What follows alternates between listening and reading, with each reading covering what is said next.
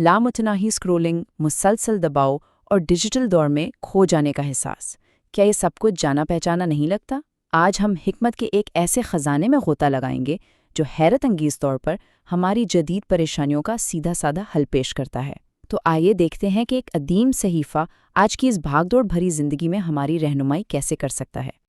ये एहसास हम में से बहुत से लोगों के लिए बिल्कुल जाना पहचाना है। हमारी ये जो हाइपर कनेक्टेड जिंदगियां हैं ना, इनका मुसलसल दबाव, हर वक्त ऑनलाइन रहने की मजबूरी और वो जो एक खौफ होता है कि कहीं हम कुछ मिस ना कर दें। सच पूछें तो ये एक ऐसा चक्कर है जो हमें अंदर से थका देता है। इसी को कहते हैं डिजिटल बर्नआउट या डिजिटल थकावट। आप यूँ समझें कि हम मालूमात के एक ऐसे समंदर में गोते खा रहे हैं जहाँ हर लहर, हर पोस्ट अहम लगती है, लेकिन हकीकी सुकून, वो जो दिल का इत्मीनान है, वो कहीं नहीं मिलता।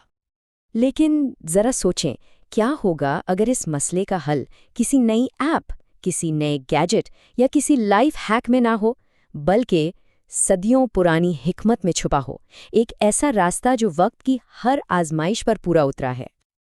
और वो रास्ता है सूरह ताहा।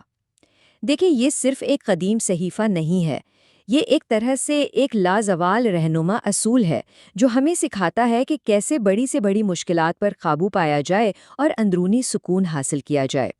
और सच तो ये है कि आज के इस डिजिटल अफरा-तफरी में इसकी ज़रूरत शायद पहले से भी ज़्यादा है। ये कदीम हिकमत हमारे आज के चैलेंजेस का एक ज़बरदस्त मुतबादिल पेश करती है। मतलब एक तरफ जहां डिजिटल थकावट है, वहीं दूसरी तरफ ये अंदरूनी सुकून की राह दिखाती है। जहां हर वक्त का दबाव है, वहीं ये इलाही मदद का यकीन दिलाती है। ये वाकई सोच को बदल देने वाला पर्सपेक्टिव है। तो फिर चलें देखते हैं कि सूरह ताहा की तालीमात को हम अपनी जदीद ज़िंदगी के चैलेंजेस से निमटने के लिए एक रूहानी टूल किट के तौर पर कैसे इस्तेमाल कर सकते हैं। तो इस टूल किट में हमारा पहला टूल इस आयत में छुपा है। ये आयत हमें उस चीज़ से निमटने में मदद देती है जिसे हम आजकल सोशल मीडिया कंपैरिजन या डिजिटल हसद कहते हैं, यानी दूसरों की ज़िंदगियों, उनकी कामयाबियों और उनकी चमक दमक को देखकर अपने दिल में तंगी महसूस करना। ये आयत हमें इससे खबरदार करती है। तो असल बात क्या है? असल बात यह है कि ये आयत हमें अपना पर्सपेक्टिव बदलने और इस सारे शोर में सुकून तलाश करने का एक तरीका सिखाती है। ये हमारी लामहदूद स्क्रॉलिंग के लिए एक फ़िल्टर का काम करती है। ये हमें याद दिलाती है कि असल इत्मीनान चीज़ों में या दूसरों की लाइक्स में नहीं, बल्कि क़नात में है। और यहीं से हम एक और बहुत ही अहम टूल की तरफ आते हैं, और वो है तशफ़ी का तसव्वुर। तशफ़ी का मतलब है इलाही ज़िक्र के ज़रिए शिफा और सुकून हासिल करना। ये बेचैनी और एंग्जाइटी का एक तरह से रूहानी तिर्याक है। ये अपने मरकज़ से, अपनी असल से दोबारा जुड़ने का नाम है। इस सूरे में सिर्फ नसीहतें ही नहीं, बल्कि बड़ी ताकतवर कहानियां भी हैं, जैसे हज़रत मूसा अलैहिस्सलाम का सफ़र। इनके किस्से को हम अपने चैलेंजेस के लिए एक मिसाल, एक मॉडल के तौर पर देख सकते हैं। ये ज़ाती खौफ और एक बहुत बड़ी जिम्मेदारी को निभाने का एक मुकम्मल ब्लूप्रिंट है। और यह किस्सा कमाल खूबसूरती से एक 4 कदमी अमल को समझाता है, जिससे बज़ाहिर नामुमकिन लगने वाली चीज़ों पर भी काबू पाया जा सकता है। चाहे वो इम्पोस्टर सिंड्रोम हो या किसी बड़े प्रोजेक्ट को लीड करना, ये 4 मराहिल हमेशा काम आते हैं। पहला, एक बड़ा काम मिलना।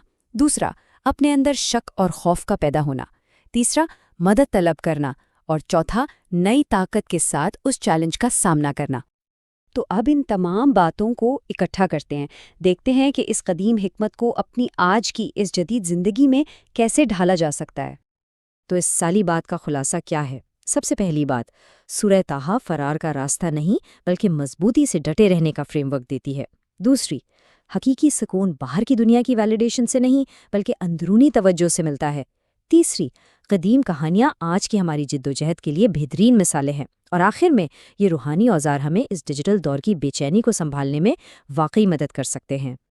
तो आखिर में हम इस एक अहम सवाल पर आकर रुकते हैं कि जदीद जिंदगी के इस शोर व गुल में कोई अपना सुकून आखिर कहाँ तलाश करे। शायद इसका जवाब हमारी स्क्रीनों में नहीं, बल्कि कहीं बहुत गहराई में हमारे अपने अंदर ही छुपा हुआ है।